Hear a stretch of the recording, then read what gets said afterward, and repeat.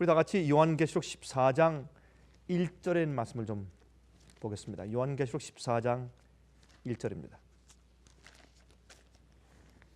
요한계시록 14장 1절입니다. 우리가 잘 아는 말씀입니다. 우리 다 같이 펴서 읽어보십시다. 또 내가 보니 보라, 어린 양이 어디에 서 있습니까? 시온산에 섰고 그와 함께 14만 4천이 섰는데 그 이마에 어린 양의 이름과 그 아버지의 이름을 쓴 것이 있도다 그랬습니다.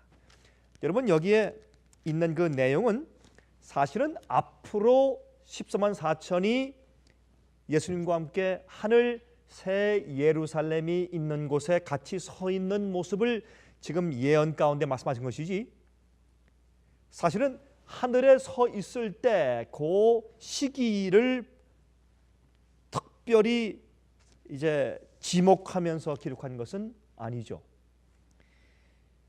여기 13장과 14장은 사실은 연결되어 있는 장입니다. 그리고 15장에는 하늘에서 하나님께서 심판하시는 데 대해서 주님의 심판이 합당하고 의롭다고 하는 천사들과 24장로의 찬송이 있습니다. 그 다음에 16장에 7재앙이 있습니다. 다시 말해서 그건 무슨 뜻이냐면, 이제 13장에 짐승의 표가 있고 14장에 짐승의 표를 받지 않고 하나님의 인을 받은 사람들의 이야기가 기록되어 있고, 또 그들이 세상을 향해서 외치는 마지막 자비와 은혜의 기별이 있고, 15장은 드디어 하나님께서 이제 이 악인들에 대한 심판을 다 끝마치신 것에 대한 이야기가 15장에 기록되어 있고, 16장은 그래서 짐승의 표를 받고 하나님의 마지막 자비의 복음을 듣지 않고 거절한 백성들에게 주님께서 살아있는 사람들에게, 살아있는 악인들에게 7재앙을 내리시는 모습을 16장에 기록하고 있습니다. 그리고 17장과 18장을 보면 바벨론을 심판하신 얘기가 나오고, 바벨론의 정체를 17장에 설명하고, 18장은 바벨론이 심판받아서 불에 타는 모습을 여기에 기록하고 있습니다. 그 다음에 19장에 가서 보면 이제 어린 양의 이제 신부가 예비되었고 드디어 백말 타고서 또한 천천만만 천사와 함께 이 땅에 재림하시는 예수님에 대해서 백말 타고 오시는 모습으로 여기 예언되어 있습니다.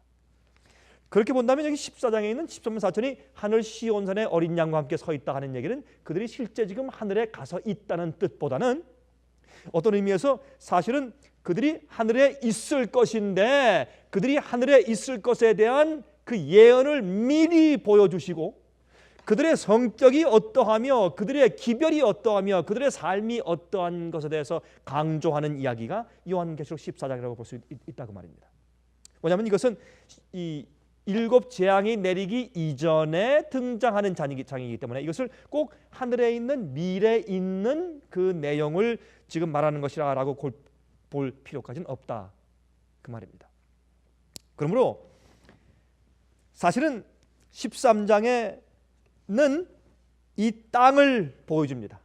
14장은 이 땅에 살지만 이 땅에 속하지 아니한 주의 백성들을 하늘에 있는 것처럼 보여줍니다. 그러므로 우리는 이 땅에 살고 있지만 사실은 하늘에 살고 있는 사람들이 되어야 합니다. 우리 이 땅에 살고 있지만은 하늘의 시민들이고, 이 땅에 살고 있지만 이 땅에 있는 사람들에게 지배함 받지 않는 사람들입니다. 이 땅의 표를 받는 것이 아니라 하늘의 표를 받습니다. 그래서 이 땅에 있지 않고 하늘에 있습니다. 이 세상에 살지만 이 세상에 속하지 않은 사람들을 여기 아주 힘있게 강조하고 있습니다. 그런데 여러분, 우리 마음은 말이죠. 우리 마음, 우리 두뇌, 마음이라고 하는 것은 참 놀라운 것입니다. 하나님께서 우리 마음을 창조하셨기 때문에 이것 때문에 우리가 이렇게 지성을 가지고 살고 있는 만물의 영장이죠. 그렇죠? 우리 마음이 있으니까. 우리 속에 마음만 없더라면 뭐 그저 동물보다, 개보다 조금 더 잘생겼죠. 여러분, 개도 잘생긴 건 정말 잘생겼어요. 오늘 지나가다 보니까 이 절만 셰퍼들 한 마리 봤는데 참 크고 정말 새카만데 정말 잘생겼어요. 정말 멋있게 생겼어요. 그래서 물론 우리 인간들이 개보다 조금 낫죠. 그러나 우리 마음 속에, 우리 인간의 이 두뇌 속에 마음이 없다면, 동물하고 다른 그 마음이 없다면 없다면, 하나님께서 주신 그 특별한 기능이 없다면 우린 아무것도 아닙니다. 피조물을 우리가 이 창세기에서 가만히 보면 하나님께서 1장에 이제 한번 보십시다. 우리 이거 좀 보고 좀 지나가십시다. 흥미있는 말씀이 여기 있어요. 창세기 1장을 좀 보시겠어요? 창세기 1장을 보시면 여기 이런 말씀이 기록되어 있어요. 자, 27절에 하나님이 자기 형상 곧 하나님의 형상대로 사람을 창조하시되 남자와 여자를 창조하시고, 그렇죠? 그리고 28절에 가서 이 땅을 정복하라, 생육하고 번성하라, 땅에 충만하라 그랬습니다. 또 땅을 모든 생물을, 그 안에 있는 모든 생물을 다스리라 그랬습니다. 그런데 2장에 가서 보십시오. 이렇게 한 다음에 2장에 가서 7절에 보시면 여호와 하나님이 흙으로 사람을 지으시고 무엇을? 생기를 그 어디에? 코에 불어 넣으시니 사람이 생령이 된지라 그랬습니다. 그렇죠? 그런데 보세요. 여기 생령이라는 그 단어가 나오는데 이 생령이 된 이 경험, 우리가 흙으로 지음 받았지만 하나님의 신이, 주님의 생명력보다 더한 것입니다. 주님의 영이, 주님의 신이 우리 속에 들어와서 나를 살아있는 영혼 되게 했는데, 자 보세요. 19절 보세요. 같은 장의 19절 보십시오. 이렇게 기록하신 이유가 있어요. 주님께서 이렇게 말씀하신 이유가 있습니다. 2장 19절 보십시오. 여호와 하나님이 무엇으로? 흙으로 무엇을? 각종 들짐승과 공중의 각종 새를 지으시고 그랬습니다. 그러므로 같은 장에 인간을 지으실 때도 무엇을 지으셨습니까? 흙으로. 짐승과 새를 지으실 때도 흙으로. 차이가 없어요. 그러므로 창조하신 그 과정이 똑같습니다. 차이가 어디 있는가 하면 그 속에 생기를 불어넣어 주셨어요. 그 생기 때문에 우리가 살아있는 생명이 되었어요. 살아서 움직이는 영혼이에요. 살아서 움직이는 spiritual person, 살아서 움직이는 생명력이 있는 영적인 존재예요. 그게 생명이에요. 하나님의 형상은 물론 우리가 몸도 눈, 코 이런 것들도 하나님의 형상을 담았다고 볼 수 있겠지만, 그러나 우리가 실제로 하나님의 형상을 본 적이 없는지라 그것만 가지고는 우리가 그렇게 설명할 수가 없지 않습니까? 그러므로 여기에 하나님의 형상을 닮은 것은 우리 속에 있는 마음입니다. 마음. 우리 마음 속에는 기능이에요.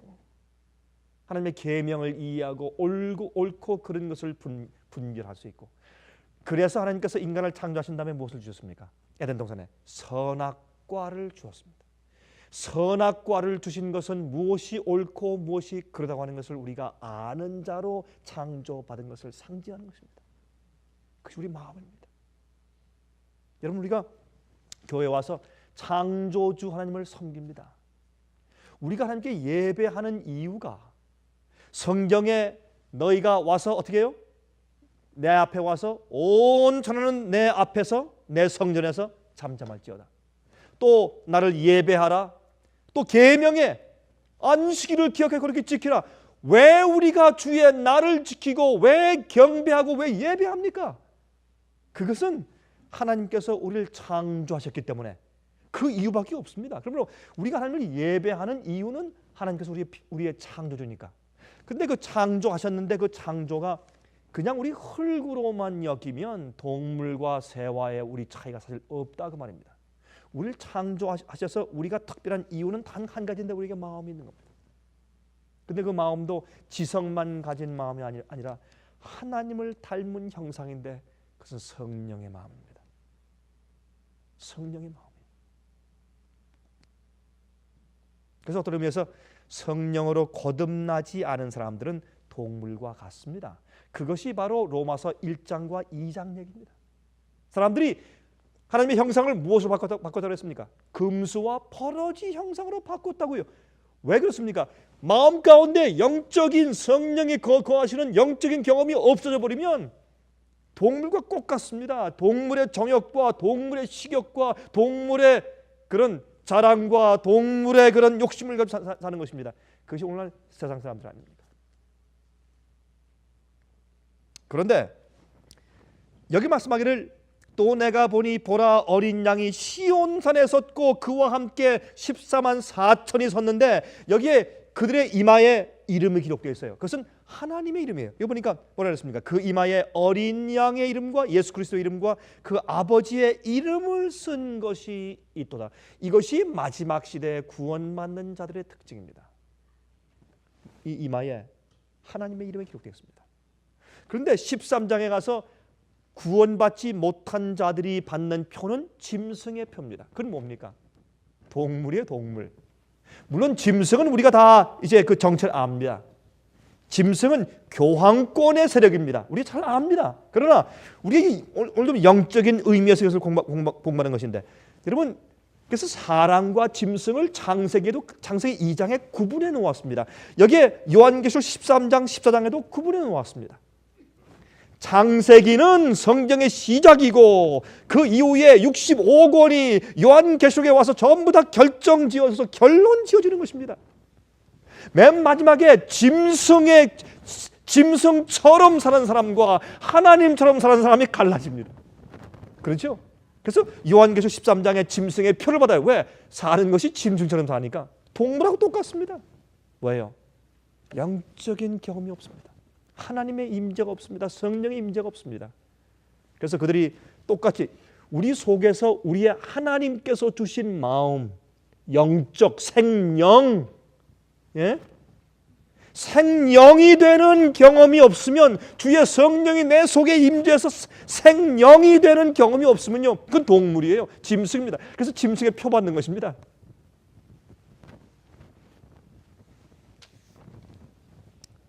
얼마나 분명합니까? 그래서 여기 있는 이 하나님의 이름은 하나님의 마음을 뜻합니다. 이름은 성경에서 성품을 말하죠. 또한 이름은 하나님의 영광을 말합니다. 시편 9장 10절에 말씀하기를 여호와여 주의 이름을 아는 자는 주를 의지하오리니 했습니다. 주의 이름을 아는 자는 주를 의지하오리니. 여러분, 우리가 그저 박아무개, 김아무개, 강아무개, 이아무개 하는 그런 이름과 다릅니다. 하나님의 이름은 하나님의 속성을 말합니다. 하나님의 성품을 말합니다. 우리 인간들은 우리가 가지고 있는 이름대로 살지 못, 이름의 가치대로 살지 못합니다. 그러나 하나님은 당신의 이름 가치가 하나님의 속성 그 자체입니다. 우리가 잘 알지만 출애굽기 33장 18절 19절과 또한 34장 6절에 말씀하기를 모세가 가로되 원컨대 주의 영광을 내게 보이소서. 내게 주님의 영광을 좀 보여주십시오. 왜 그렇습니까? 하나님, 정말 이 완악한 사람들과 함께 같이 가시겠습니까? 주님 이 백성을 멸망시키겠다고 말씀하셨는데 내가 간절히 기도함으로 주님께서 마음을 바꾸셨는데, 물론 주님께서 하나님께서는 모세보다 자비하심이 적은 것은 아니었죠. 그렇죠? 모세가 그들 위해서 중보 기도하는 그런 마음을 갖도록 주님께서 기회를 주신 것이죠. 주님, 그런데 주님 정말 우리와 함께 가실 겁니까? 주님의 영광을 좀 보여주십시오. 주님께서 우리와 함께 가시는 좀 확증을 좀 보여주십시오. 그때 이제 주님께서 말씀하셨습니다. 여호와께서 말씀하시되 내가 나의 모든 선한 형상을 내 앞으로 지나게 하고, 하나님의 성품이죠. 또 여호와의 이름을 내 앞에 반포하리라. 그래서 여기에 하나님의 영광과 하나님의 선한 성품과 여호와의 이름이 세 가지가 동격인 것을 여기 설명했습니다. 나는 은혜 줄 자에게 은혜를 주고 긍휼히 여길 자에게 긍휼을 베푸느니라. 여호와께서 그의 앞으로 지나시며 반포하시되 여호와로라 여호와로라 자비롭고 은혜롭고 노하기를 더디하고 인자와 진실이 많은 하나님이로다. 아마 우리가 하나님을 대해서 가만히 보면 하나님은 참 단순하실 겁니다.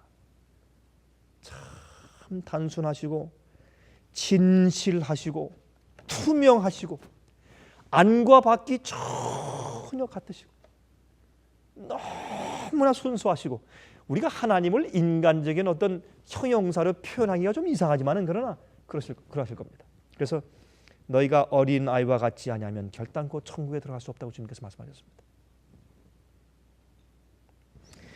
예수께서 구약에 이렇게 말씀하셨죠. 시편 22장에 여러분 시편 22장은 예수님께서 앞으로 십자가에 고난당하시는 고난장입니다. 여러분 시편 22장은 예수님께서 십자가에 돌아가시는 이제 그 금요일 날 예수님께서 십자가에 돌아가시는 십자가의 고난장이 시편 22장이에요. 그리고 시편 24장은 예수님께서 어떻게 해요? 안식 후 첫날, 그렇죠? 일요일 날 부활하셔서 주님께서 부활하셔서 이제 하늘의 영광을 받으시는 그 이야기를 쓴 것이 시편 24장입니다. 그래서 하늘아 문들아 너희 머리를 들지어다. 하늘의 문들아 내 머리를 들지어다. 영광의 왕이 들어가시리로다. 이것이 시편 24장입니다. 그러므로 금요일과 일요일과 사이에 그 예수님께서 조용히 쉬셨어요. 토요일 날 조용히 쉬신 그 장이 시편 23장입니다. 그렇죠? 그 시편 22장은 예수님께서 십자가에 달려 돌아가시는 고난장인 것을 우리가 알고 있습니다. 그런데 그 고난장을 말씀하실 때 이렇게 말씀하세요. 그 22장 22절에 내가 주의 이름을 형제에게 선포하고 회중에서 주를 찬송하리라. 예수님께서 이 땅에 오셔서 하나님 아버지시여 내가 아버지의 이름을 이 땅에 있는 모든 사람들에게 선포하고 주님을 찬송했습니다. 이제 그것을 주님께서 말씀하시는 겁니다. 그런데 여러분 예수님의 생애를 보시면 요한복음 17장 4절부터 6절 보시면 이런 말씀이 있습니다. 여러분 지금 우리가 무슨 말 하고 있냐면 지금 시온산에 14만 4천이 서서 마지막에 짐승의 표를 받지 않고 환난 통과하고 예수님과 함께 서 있는 사람들. 여러분 흥미있는데요. 요한계시록에 보면 마치 마지막 시대 이 요한계시록에 보면 마지막에 인간들 가운데서 구원받는 사람들은 짐승의 표를 받지 않고 그 수를 받지 아니하고 그 우상에 경배하지 아니한 14만 4천만 구원받는 것처럼 기록되어 있어요. 그렇게 이해가 되는 것처럼 기록되어 있어요. 이 요한계시록에. 그 이유가 있습니다. 그 이유는 이제 길고 또한 그 아주 무수한 그런 인류 역사의 사건들을 전부 다루면서 맨 마지막에 가서 이제 초점이 좁혀져서 맨 마지막에 선악간의 대쟁투에서 누가 참 하나님 백성들이고 누가 구원받는 사람들이고 누가 정말 인침받는 사람들인가.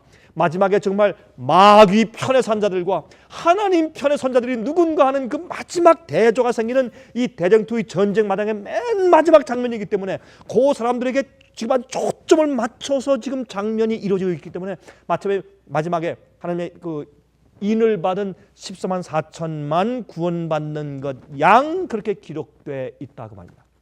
왜? 그들이 대표이기 때문에. 여러분 권투 시합할 때 뭐 예를 들어서 어떤 두 나라가 이제 올림픽에서 권투 시합을 하면 그 나라 국민 전체가 올라와 싸우는 건 아니죠. 대표가 싸우죠. 그래서 맨 마지막 시대 마귀에게 절대적으로 충성하는 자들과 다시 말해서 마귀에게 기만당한 자들과 하나님께 절대적으로 충성하고 주님의 인을 받은 사람들 간의 전쟁의 모습이 요한계시록 마지막에는 전쟁의 모습인 것입니다. 그런데 자 이제 그들 이마에 하나님의 이름이 기록되어 있다. 그게 무슨 말인가? 예수께서 말씀하기를 주님이시여 아버지시여 내가 이 땅에 와서 아버지의 이름을 내 형제들에게 선포하겠습니다. 이름을 선포한다. 그게 무슨 말입니까? 내 아버지 이름은 여호와다. 그런 말입니까? 아니죠. 물론. 그러면 여기 말씀했습니다. 예수님의 생을 보면 요한복음 17장 4절부터 6절까지 말씀하기를 아버지께서 내게 하라고 주신 이 일을 내가 이루어 아버지를 이 세상에서 영화롭게 하였사오니 아버지여 창세 전에 내가 아버지와 함께 가졌던 영화로서 지금도 아버지와 함께 나를 영화롭게 하옵소서. 왜요? 그 이유가 있습니다. 그 뒤에 세상 중에서 내게 주신 사람들에게 내가 아버지의 이름을 나타내었나이다 했습니다. 그래서 이름이라고 하는 것은 하나님이 어떠한 분인가 하는 것을 나타내는 것이 하나님의 아버지의 이름을 나타내는 것이라 그렇게 설명했습니다. 그리고 예수님의 생애는 하나님의 아버지가 어떠한 분인가 하는 것을 나타내는 생애였습니다. 그렇죠? 저희는 아버지의 것이었는데 내게 주셨으며 저희는 아버지의 말씀을 지켰나이다 그랬습니다. 그러면 예수님께서 하나님의 아버지를 나타내신 방법이 세 가지죠. 우리가 잘 알지 않습니까? 첫 번째 예수님의 당신의 생애를 통해서 여러 가지 유혹과 시련과 핍박과 고독과 외로움과 아픔을 통해서 여러 가지 사건들을 통과하면서 예수께서 생애하신 당신의 생애 자체로, 그렇죠? 예수님의 품성 자체로 다가오는 일들, 자기가 경험하는 일들에 대해서 어떻게 반응하는가, 남들이 욕할 때 예수님께서 어떻게 반응하는가 말이에요. 남들이 팔아치울 때 어떻게 반응하는가 말이에요. 남들이 예수님을 따돌릴 때 어떻게 반응하는가 말입니다. 남들이 미워할 때 주님께서 어떻게 하셨냐 말입니다. 원수를 주님께서 어떻게 취급하셨느냐 말입니다. 배고플 때 주님께서 어떻게 하셨느냐 말입니다. 가장 힘들고 버림받는 것처럼 느껴졌을 때 하나님께 어떤 말을 했느냐 말입니다. 주님께 원망했느냐 아니면 어떤 생각을 찾았느냐, 그것이 성품입니다. 우리가 성품하면 꼭 무슨 미사 이걸 가지고 아름답게 형용사처럼 그렇게 꾸미지만, 사실 성품은 뭐냐면 쉽게 얘기해서 우리가 매일매일 살 때 우리가 매일매일 겪는 우리 생의 모든 사건들에 대한 우리의 반응이 성품이에요. 여러분 그렇습니까? 안 그렇습니까? 쉽게 생각하십니다. 아주 프랙티컬하게. 우리 성품은 우리가 남들에 대해서 우리가 취하는 우리의 태도와 반응이에요. 그러면 어떤 땐 말이죠. 성품이 좋다 그러면 그저 가만히만 그저 묵묵하게 말이죠. 그저 정말 온유하고 겸손한 사람처럼 겸손하니까 가만히 이렇게 있는다고 해서 그래서 성품이 좋은 것은 아닙니다. 어떤 때는 안달해야 돼요. 왜? 주의 삶을 빨리 해야 할 텐데. 물론 그렇게 하면 사람들이 왜 그럴까 하지만, 그러나 주님의 사업에 대한 애착심을 가지고 안달하는 것도 그것도 좋은 성품이에요. 우리를 위해 사는 것입니까? 아니죠. 어떤 때는 말이죠. 의분이 있어요. 의분이. 죄를 볼 때 의분이 있어야 돼요.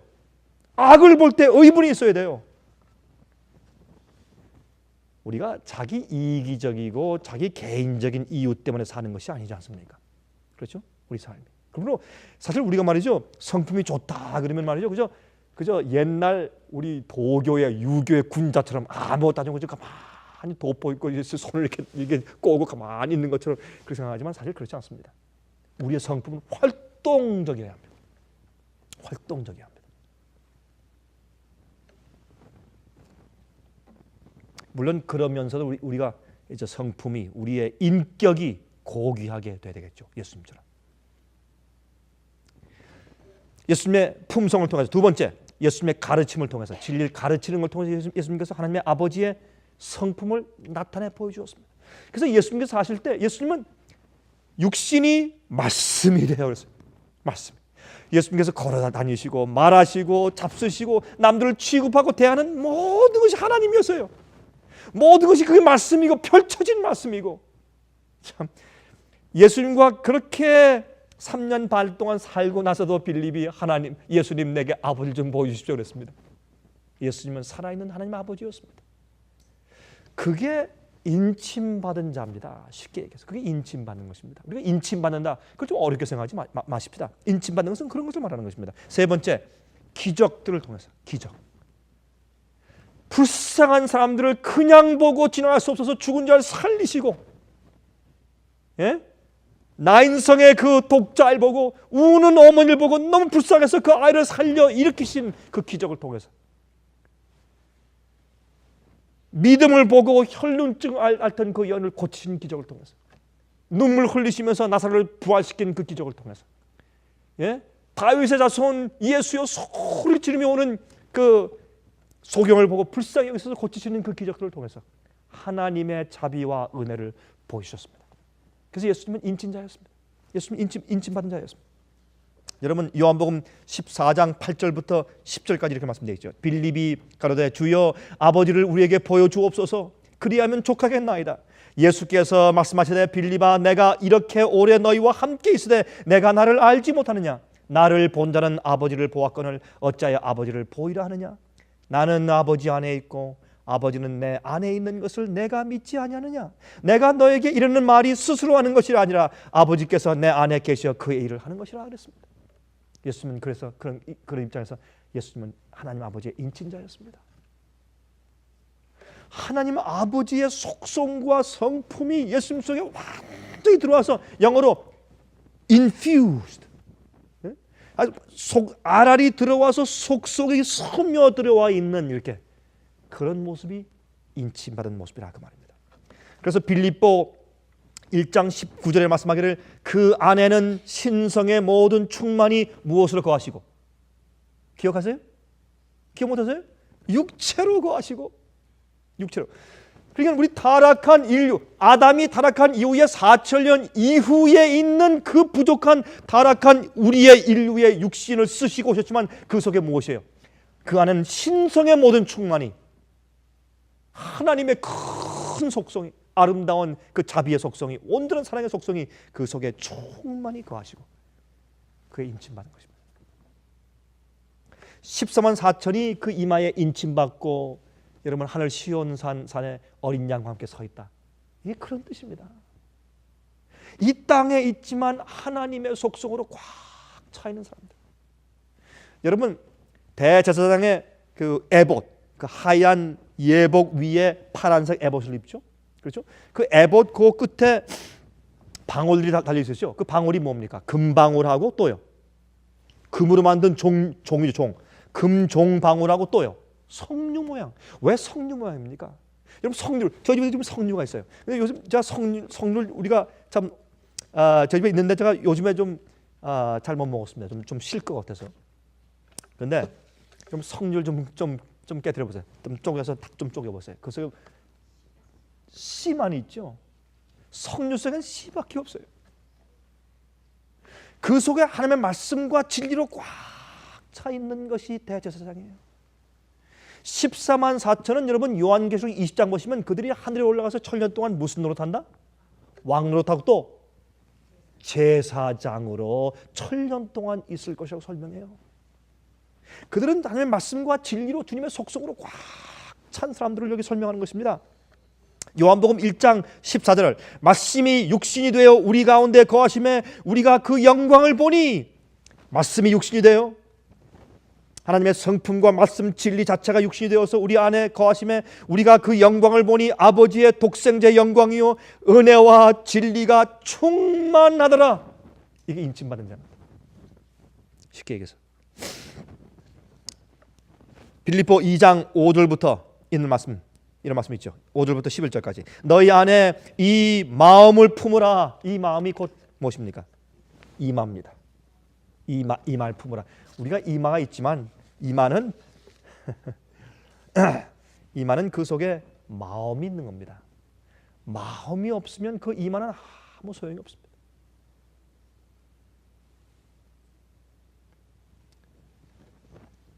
너희 안에 이 마음을 품으라. 곧 그리스도 예수의 마음이니 그는 근본 하나님의 본체시나 하나님과 동등됨을 취할 것으로 여기지 아니하시고 오히려 자기를 비어 종의 형체를 가져 사람들과 같이 되었고 사람의 모양으로 나타나셨으며 자기를 낮추시고 죽기까지 복종하셨으니 곧 십자가에 죽으심이라. 이러므로 하나님이 그를 지극히 높여 모든 이름 위에 뛰어난 이름을 주사 하늘에 있는 자들과 땅에 있는 자들과 땅 아래에 있는 자들로 모든 무릎을 예수의 이름에 꿇게 하시고. 여기 이름이 나와요. 그렇죠? 여기 보니까 너희 안에 이 마음을 품으라. 곧 그리스도 예수의 마음이니 그 마음이 이름이에요. 그래서 예수의 그 품성, 그 이름에 모든 우주 만상이 다 무릎 꿇게 하라 말입니다. 왜? 드디어 마귀가 하나님의 성품에 반역을 일으켰어요. 그래서 전쟁이 시작된 겁니다. 전쟁이. 드디어 하나님의 품성 앞에, 하나님의 속성 앞에 온 우주 만물이 무릎을 꿇는 것입니다. 그 하나님의 아버지가 정말 어떠한 분이신가 하는 것을 보여주는데, 그 보여주는 삶이 예수님의 생애였는데, 그 예수님의 생애는 우리 인간들에게뿐만 아니라 마귀와 온 우주에 있는 거민들과 천사들에게까지 하나님 아버지를 보여주시기 위해서 오신 것이 예수님의 생애죠. 그게 성육신이죠.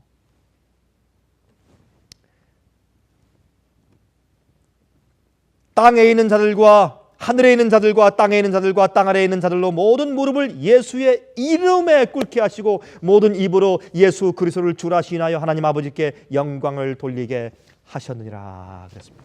여러분, 그래서 13만 4천이 그들 이마에 아버지의 이름이 써 있다. 그것은 예수의 경험입니다. 그 예수님 경험이에요. 다른 거 아닙니다. 우리 속에 그런 경험이 있으면 얼마나 좋겠습니까? 이게 그리스도인 삶의 우리 목적이고 표준 아니겠습니까? 여러분, 그 우리의 이마에 있는 이마의 이 속에 있는 이 두뇌를 전두엽이라고 부르죠. 전두엽이라고 부르죠. 전두엽.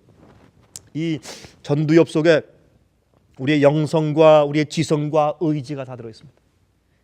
판단력이 다 들어 있습니다. 그런데 사람들이 이제 일을 하다가 아니면 장난을 치다가 이 앞에 머리를 다치면, 이 앞에 머리에 손상이 생기면 도덕성과 사회성을 사람들이 잃어버려요. 그래서 사실은 정신의학과에서 이 사실은 너무나 잘 증명하는 것입니다. 현대의학이 우리의 전두엽, 이마 속에 있는 이 앞니마 속에 있는 우리 마음이, 두뇌의 이 기능이 그만 상실돼 버리고 다치고 손상되면 사람이 도덕심을 잃어버리고 영성을 잃어버리고 사회성을 잃어버려요. 다 큰 사람이 옷을 벗고 다니면서 아무데나 가서 이렇게 방뇨를 해도 부끄러운 줄 몰라요. 왜? 그 두뇌의 마음의 기능이 상실됐기 때문에. 이게 우리로 사람 되게 하는 것은 바로 이 전두엽입니다. 거기에 무엇이 있단 말입니까? 하나님의 이름이에요. 자기 이름이 아니에요. 예? 훌륭한 옛날 유명한 어떤 사람의 전집이 아니에요. 우리를 창조하신 하나님이에요. 성품의 원본인 하나님의 형상에 그것이 속에 있다고 말입니다. 여러분, 현대 화가들 보십시오. 한 번은 말이죠. 한 번은 제가 이제 이 독일에서, 독일 콜롱시에서 이제 한 분하고 이제 집회를 끝나고 한번 이렇게 쭉 이제 좀 거닐고 있는데, 저한테 이제 한 미술상들이 있는 그런 거리를 데려갔습니다. 이제 데려가서 이제 보여주는데 보니까 참 정말 이 유화인데 정말 멋있는 그림이 많아요. 정말 참 아름다운 그림들이 많이 있더라고요. 또 사람들이 이제 이제 라인 강변가에서도 그림들도 그리고 있고, 쭉 이제 화가들의 그림이 있는 그런 갤러리가 많이 있는 곳인데 쭉 다니면서 보는데 한 군데 가니까 현대화들이 있는데 전 죽었다 깨어나도 전 현대화를 좋아할 것 같지는 않습니다. 여러분들 모르겠습니다. 여러분 현대화 보시면 여러분 어떤 기분이 들어가세요? 현대화들. 근데 현대화는 아무리 봐도 제가 이해가 안 돼요. 그래서 도대체 어떻게 사람을 저렇게 그렸느냐? 코가 이마에 있고, 예? 입이 저 밑에가 있고 말이죠. 발이 머리 위에가 있고 말이죠. 참, 또 얼굴도 말이죠. 이 얼굴의 색깔이 시퍼둥둥하고 참 이상하게 그려놨어요. 어떻게 사람이 그림을 그리는데 사람들 눈에 보기에 아름답게 그리죠? 저렇게 그림을 그렸을까? 그렇게 생각했는데, 저를 데리고 간 그 사람이 꽤 이 미술에 조예가 있는 사람입니다. 저한테 이제 현대화를 왜 그렇게 그리는지 저한테 설명을 해주는데, 그 설명해주는 걸 가만히 들어보니까 그 설명의 이야기를 한마디로 줄이면 이 말입니다. 현대화가들은 자기가 보고 느낀 대로 색깔을 그리고 모양을 그립니다. 자기 나름, 그러니까 나는 이렇게 봤다고 말입니다. 나는 또 여러 각도에서 본 모양을 합성해서 동시에 그려요. 아침에 본 모양과 저녁에 본 모양과 점심에 본 모양과 내년에 본 모양을 같이 한 폭에 그린다는 것이 그것이 현대화래요. 참 무슨 말인지 이해가 안 되지만 하여튼 그렇대요. 그래서 시각이 다르고, 그다음에 시간이 다르고, 또 조명도 다르고, 자기가 보고 느낀 대로 그래서 100년 동안의 어떤 그림을 갖다가 한 폭에 그릴 수도 있고, 10년 동안 아니면 오늘과 내일에 있는 일 갖다 한 폭에 그릴 수 있고, 그게 현대화래요. 또 자기가 또 보고 자기가 느낀 감정대로. 여러분, 이 세상에 품성이 갖가지입니다.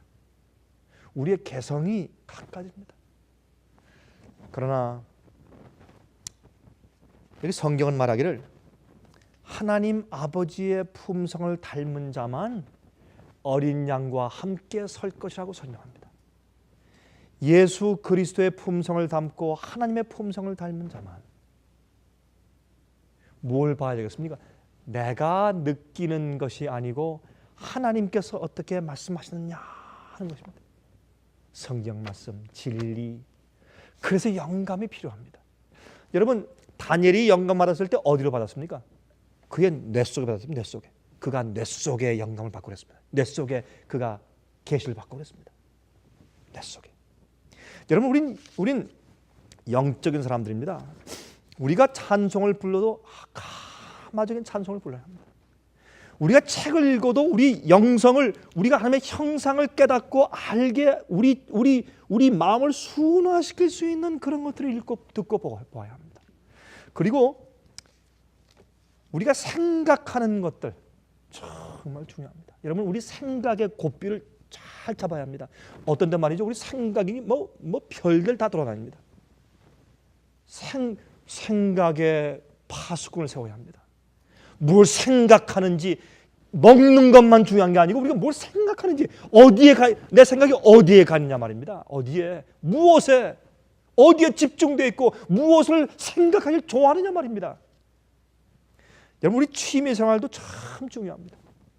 우리 생각의 끈을 붙들어매야 합니다. 주님의 진리에, 하나님의 품성에, 예수님께 집중해야 합니다. 눈을 예수께 돌려 그 얼굴을 주목하라. 그의 영광스러운 광채에 세상 영화는 어떻게 한다고요? 사라지네. 그의 영광스러운 광채에 세상 영화는 사라지네. 자꾸 바라봐야 합니다. 여러분, 영감의 원칙은 자꾸 무엇을 바라볼 때 그 바라보는 대로 변하는 것입니다. 요한복음 6장을 펴서 보세요. 요한복음 6장 27절. 요한복음 6장 27절. 여러분, 이 세상의 사람들이 각기 제 나름대로 제 마음대로 삽니다. 그러나 마지막 백성들은 진리와 성경 말씀대로 살고 하나님의 성품에만 집중하기 때문에 그들의 받는 표는 전혀 다른 표입니다. 하나님의 이름의 표입니다. 요한복음 6장 27절 보십시오. 자기의 느낌대로 살지 않습니다. 진리대로 삽니다. 주께서 말씀하신 계명대로 삽니다. 큰 차이가 있습니다. 요한복음 6장 27절 보십시오. 썩는 양식을 위하여 일하지 말고 영생하도록 있는 양식을 위하여 하라. 이 양식은 인자가 너에게 주리니 인자는 아버지 하나님의 무슨 자라고요? 인치신 자라. 그러므로 14만 4천이 인침 받았다. 이것은 무엇입니까? 예수 그리스도의 경험이에요.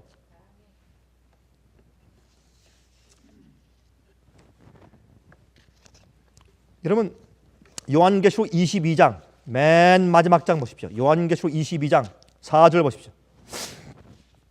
요한계시록 22장 1절부터 봅시다. 1절부터 생명 강수부터 읽어보십시다. 22장 1절부터. 이것은 요한계시록의 맨 마지막 장입니다. 이건 전체 성경 66권의 제일 마지막입니다. 이것은 구원받은 이후의 새하늘과 새 땅을 말합니다. 구원받은 자만 있는 것입니다. 더 이상 악인이 없습니다. 죄가 없습니다. 마귀가 없습니다. 시험과 유혹도 없습니다. 마지막을 설명할 때 이렇게 설명합니다. 또 저가 수정같이 맑은 생명수의 강을 내게 보이니 하나님과 및 어린 양의 보좌로부터 나서 길 가운데로 흐르더라. 강 좌우에 생명나무가 있어 12가지 실과를 맺히되 달마다 그 실과를 맺히고 그 나무 잎사귀들은 만국을 소송하기 위하여 있더라. 다시 저주가 없으며 하나님과 그 어린 양의 보좌가 그 가운데 있으니 그의 종들이 그를 섬기며. 여기 보니까 1절과 2절과 3절에 지금 무엇이 회복되어 있습니까? 에덴 동산이 회복되어 있습니다. 창세기 1장 2장에 주님께서 창조하신 그 모습이 그대로 다시 회복되어 있습니다. 생명강이 흐르고 하나님의 보좌가 있고 에덴 동산에 아름다운 과실들이 있고 생명나무가 있고 다 회복되어 있는데 보세요. 4절에 가서 인간이 회복되어 있는데 어떻게 회복되어 있습니까? 그의 얼굴을 볼 터요. 하나님의 얼굴 볼 터인데 그의 무엇도? 이름도. 하나님의 이름도 어디에? 저희 이마에 있으리라. 옛날에 하나님께서 인간을 창조하셨을 때는 모든 피조물이 천사나 아담이나 해와나 모든 하늘의 피조물들과 이 땅의 사람들이 전부 다 하나님의 성령께서 와서 내재하시는 거룩한 성전이었습니다. 그래서 성령의 그 역사심과 성령의 내재함이 그게 생명이니까 살아서 움직이는 하나님의 마음이니까 그게 인간이었으니까. 그래서 이 온 우주에 전부 연결되는 겁니다. 전부 마음과 마음이 하나님의 마음을 가진 존재가 전부 다 하나로 연결되어 있는 것이 그게 하늘이었습니다. 그것이 타락하기 이전에 마귀와 죄가 들어오기 이전의 형편이었습니다. 이제 세상의 만물들이 다 회복한 다음에 인간들도 회복하는데 어떻습니까? 그 이마에 하나님의 이름이 있습니다. 하나님의 성품입니다. 여러분, 인간이 만든 자동차 가운데서 가장 비싼 자동차가 뭡니까? 여러분 아세요? 롤스로이스. 여러분 롤스로이스 보셨어요? 좀 보셨죠? 전 가끔 좀 봤는데 롤스로이스 그 앞에 그 이제 이 뭡니까 이 표시가 이거 저 문자 뭡니까? R자 두 개가 써 있어요. 하나는 크고 하나는 좀 작아요. 롤스로이스. 여러분 그 이 거리에 굴러다니는 집입니다. 롤스로이스는 30만 불, 40만 불, 50만 불, 100만 불짜리도 있습니다. 롤스로이스. 그건 특권층에만 주문해서 특별히 만들어서 주문한데 다 만들어 주는 것이지 그냥 가서 이렇게 만들어 놓은 거 보고 사고 이렇게 하는 게 아닙니다. 그건 주문해서 이제 타는 차입니다. 여러분 그런데 아십니까? 롤스라는 사람과 로이스라는 사람 두 명이 이제 그걸 제작해서 만들었는데 그래서 롤스로이스 아닙니까? 그래서 그 차에 제가 뚜껑을 열어보고 제가 부속을 한번 본 적이 있어요. 보시면 그 차 안에는 부속 하나 모든 부속 하나하나에 R자 기록되어 있어요. 그래서 그 롤스로이스입니다. 피스톤에도 파이프에도 뭐 나사 모습 전부 다 R이에요. 그건 개런티입니다. 틀림없는 겁니다. 그것은 그 회사의 롤스와 롤스가 인증해 준 겁니다. 개런티한 겁니다. 이건 틀림없단 말입니다. 이건 100만 불짜리 차입니다. 이 세상에 이런 차가 더 이상 없습니다. 하나님께서 우리의 이마에 인치시는 것은 그런 뜻입니다. 이 사람을 내가 구원해서 하늘에 회복된 에덴 동산에 갖다 놓으면 이 사람은 내 마음을 가졌기 때문에 완전히 안전하라는 겁니다. 더 이상 죄가 없고 더 이상 반역이 없고 더 이상 불순종이 없다는 겁니다. 더 이상 법을 어기는 게 없다는 겁니다. 안전한 사람, 하나님이 보증하는 사람, 그것이 이마에 하나님의 이름을 받은 사람들입니다. 그런 사람들만 영원히 산다고 성경은 말합니다.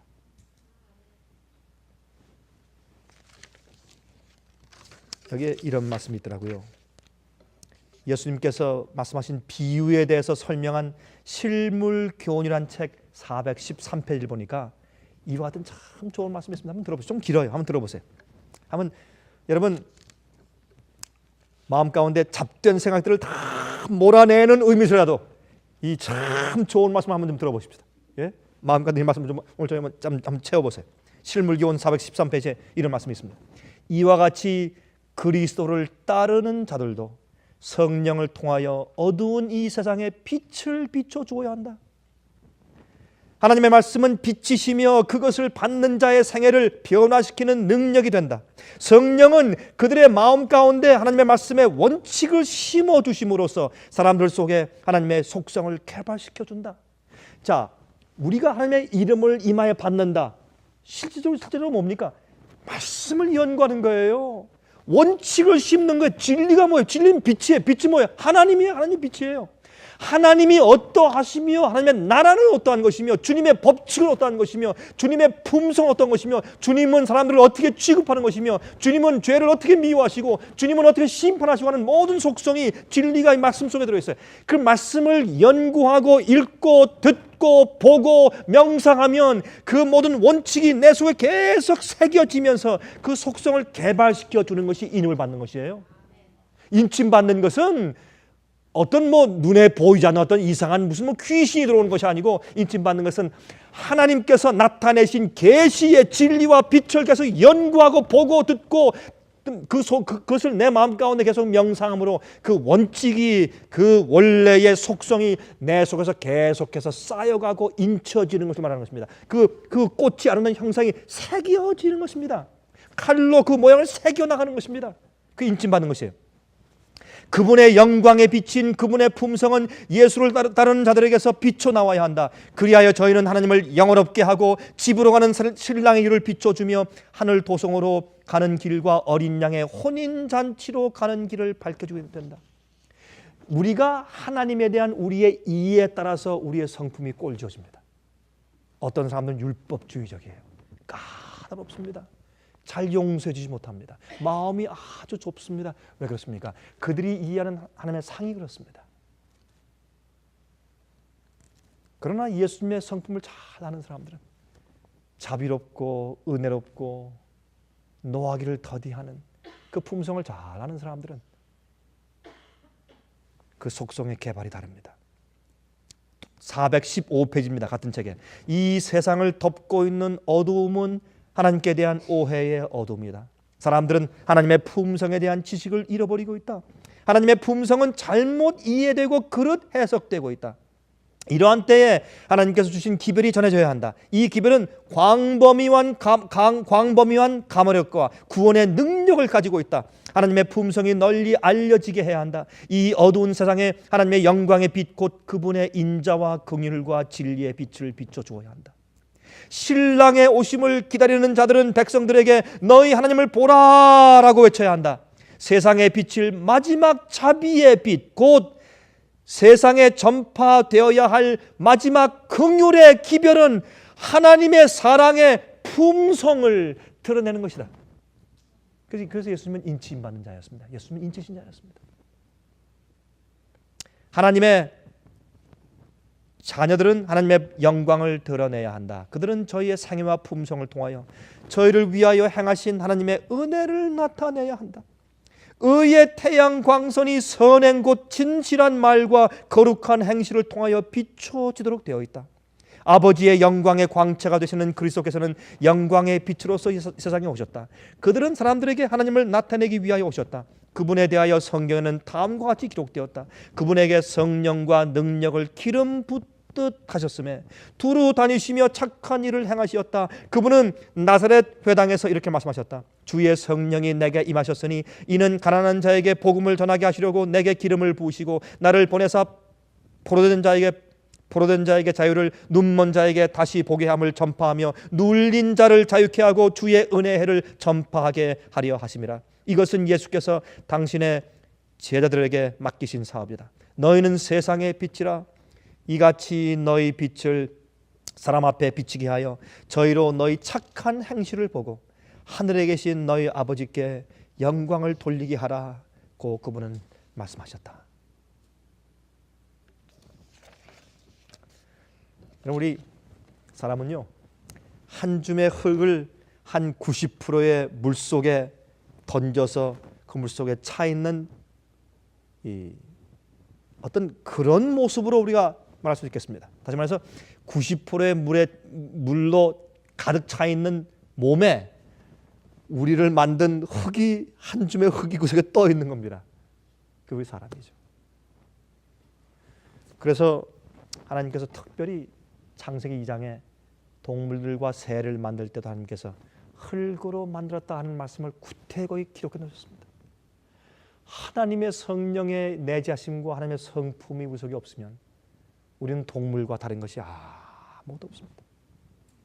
선과 악을 분별하는 선택에 힘을 주셨습니다. 그게 선악과입니다. 그 힘이 내 속에 없으면 우리는 아무것도 합니다. 유혹을 이기지 못한다, 계명을 지키지 못한다, 그러면 그건 동물입니다. 자기의 정욕에 따라 사는 사람은 동물이죠. 그것은 하나님께서 만드신 하나님의 형상이 아닙니다. 한 번은 제가 유럽에 가서 한 사람을 만났는데 그 사람이 저한테 이렇게 얘기를 하더라고요. 자기 아버지가 이제 자기를 교육시킬 때 말씀을 안 하시고 표정으로만 교육시켰다고, 표정으로만. 근데 그 얘기를 쭉 들어보니까 그 얘기가 처음에 무슨 얘기인지 이해가 안 되더라고요. 나중에 이제 이 얘기를 하면서 맨 마지막에 끝 무렵에 이제 한 말이 하는 것이 저희 아버지는 이 말을 못하는 벙어리였습니다. 아버지가 벙어리였는데 말씀을 못하셨는데 어떤 땐 그 아버지가 답답하시면 이 말 못하는 벙어리들이 하는 얘기가 있죠. 한번 제가 중국에 가니까 이 벙어리가 찬송을 하더라고요. 근데 대개 이 벙어리는 귀가 또 잘 안 들립니다. 대개 이제 귀머리가 벙어리고 벙어리가 귀머리고 그런 사람들이 많거든요. 그래서 이제 농화에 이제 있는 분인데 그분이 다른 사람들이 찬송하는 것을 들어본 적이 없으니까 자기 나름대로 소리를 지르면서 찬송을, 이분이 성경을 보면서 예수님을 알게 됐어요. 그래서 중국에는 이 좀 할아버지였는데 키가 조그만 분이었는데 이 벙어리가 노래를 부르는데 막 이상하게 막 소리를 지르는데 우리가 듣기엔 참 귀에 거슬리는데 그건 음악도 아니고 소리 지르는 것도 아닌데 그분이 찬송을 이렇게 들고서 가서 이렇게 눈을 보면서 간절히 소리를 지르는데 그 소리가 참 감동적이더라고요. 그래도 그 마음속에서 나오니까. 근데 그 유럽에 있는 그분이 저한테 얘기하기를 그 아버지가 벙어리였는데 그 자기한테 교육을 시켰는데 어떤 답답하면 뭐 이상한 소리 내는 거 있지 않습니까? 그렇게 소리를 내서 자기가 어릴 때 고등학교 때 그렇게 싫었대요. 아버지가 같이 하는 것도 창피하고 싫고 그랬는데 나중에 가만히 자기가 생활하면서 가만히 자기 교회 다니면서 계속 그 마음 가운데 성령의 은혜를 경험하고 예수님이 그립고 하늘이 그립고 죄가 미워지고 이제 그렇게 하면서 또 아주 보수적인 신앙생활 잘 하고 있으면서 가만히 생각하니까 남들이 자기가 지나온 환경에 대해서 얘기하면서 나는 내 부모가 이랬기 때문에 내 조상이 이랬기 때문에 내 환경이 이랬기 때문에 그래서 내가 이런 성격을 고치기 어렵고 그런 얘기를 많이 하는데 자기가 가만히 생각하니까 자기는 그런 불평을 할 게 별로 없더래요. 사실은 그렇게 부끄러워했던 그 아버지가 가만히 생각하니까 얼마나 성품이 좋은 분이었는지 그 얘기를 하면서 제 앞에서 눈물이 글썽글썽해요. 벙어린 그 아버지가 너무나 성품이 좋은 분이어서 그 아버지는 표정을 날 교육시켰는데 그 교육 때문에 내가 그 아버지의 표정을 항상 바라보고 살았기 때문에 나는 어떤 다른 사람보다 훨씬 큰 어드밴티지, 큰 유익이 많았습니다 하는 그런 간증하는 것을 들었습니다. 여러분 13만 4천이 이마에 하나님의 이름이 있다. 그거 그냥 된 거 아닙니다. 매일 예수님 바라본 겁니다. 우리 너무 바쁩니다. 우리 인간적인 일을 하느라고 너무 바빠요. 우리의 힘도 우리의 노력도 말이죠. 나를 위해 사는 노력이 거의 다예요. 이걸 어떻게 해결하면 되겠습니까? 우리가 기도 많이 해야 합니다. 정말 기도 많이 합니다. 그래서 우리가 무슨 일을 하고 어디에 있고 어떤 생활을 할지라도 우리의 마음은 항상 하나님과 하늘에 고착될 수 있는 비결이 무엇인지 우리의 나름대로 우리가 꼭 발견을 해야 합니다.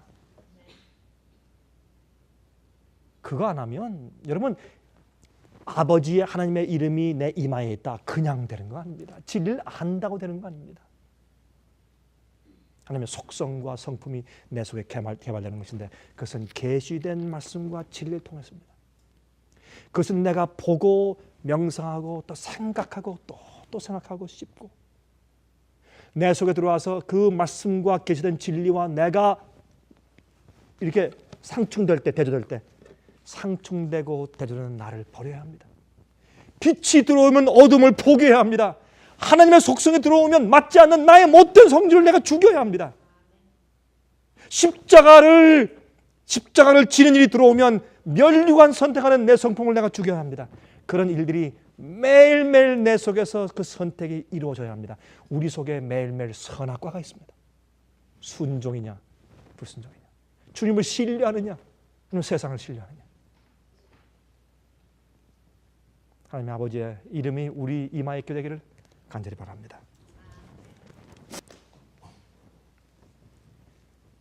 하늘에 계신 우리 아버지, 늘 우리 마음과 생각을 위의 것에 고정시킬 수 있도록 저희를 도와주시기를 기도합니다. 하나님, 이 세상의 삶 자체가, 우리가 사는 이 인생 생활의 모든 구조가 우리 마음을 하나님에게서부터 돌려서 빼앗아 가고자 고안되고 계획된 것들입니다. 참 그래서 시련 당하고 어려움 당하는 주님의 백성들이 너무나 많이 있습니다. 마음은 원이지만 육신의 환경이 약하고 육신의 정욕이 약합니다. 주님, 오늘 우리가 주의 말씀을 다시 상고하면서 마지막 시대 시온산에 설 주의 마지막 백성들을 우리 마음 가운데 생각하게 됩니다. 주님, 우리가 그들 속에 참여하게 되기를 간절히 소원합니다. 그 이유는 우리가 이 세상의 마지막 전쟁의 무대에서 우리가 하나님의 이름을 영광스럽게 하기를 원하기 때문에 그렇습니다. 우리가 우리 생애에서 주님께 욕을 돌리고 주님께 마음을 아프시게 하는 일들이 너무나 많이 있었기 때문에 맨 끝에 가서 정말 주님의 참된 증인으로 서고 싶은 그런 욕망이 우리 마음을 가득 채우고 있는 것을 아버지께서 아십니다. 주여, 저희 죄를 사하시고 저희 부족한 점들을 용서하시며 저희를 변화시키시고 매일매일 성령을 저희 마음 가운데 채워주셔서 하나님 아버지의 이름이 우리 이마에, 우리의 전두엽에 분명히 기록되는 그런 자를 될 수 있도록 도와주시옵소서. 주님이시여, 주님이시여, 한 해가 다 저물어 갔습니다. 이제 이 한 해를 예수 그리스도의 십자가의 보혈 속에 다 묻고 깨끗이 씻은 다음에 다시 우리의 마음이 깨끗한 하나의 세마포처럼 새로운 생을 살기 원합니다. 저희를 도와주시옵소서. 다시 주님만 바라볼 수 있는 그런 간절한 소원을 저희 마음 가운데 두셔서 행하게 해 주시옵소서. 빌립보 2장에 우리 마음 가운데 소원을 두어서 행하겠다고 주께서 약속해 주셨지 않았습니까? 주님 또한 바쁜 우리의 인생 여정 가운데서도 어떻게 하면 그렇게 살 수 있는지 그 비결을 개인적으로 배울 수 있도록 축복하여 주시옵소서. 그것이 주님의 축복과 은혜가 아닙니까? 주여, 저희를 도와주시고 이 일을 우리 각자의 심령 가운데 조용히 성령을 통해서 이루어 주시기를 살아계신 예수 그리스도의 거룩하신 이름을 의지하여서 간절하게 기도하옵나이다.